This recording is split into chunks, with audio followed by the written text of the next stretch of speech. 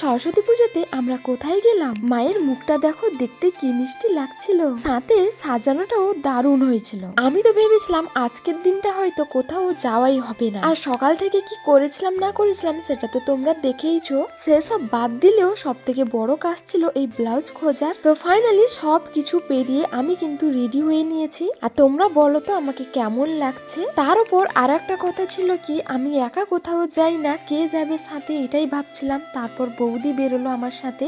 এখন আমরা অঞ্জলি দেব বলে মায়ের সামনে চলে এসেছি। বাই দ্য ওয়ে, তোমাদেরকে তো বলাই হয়নি আমরা কোথায় এলাম। আমরা গেছিলাম আমাদেরই স্কুলে। প্রতি বছর স্কুলের ঠাকুর তো সুন্দর লাগেই, বাট এবছর ডেকোরেশনটা দারুণ করেছিল। আর প্রতি বছরের মতো এবছরও সবার জন্য খাওয়ানোর ব্যবস্থা রয়েছে।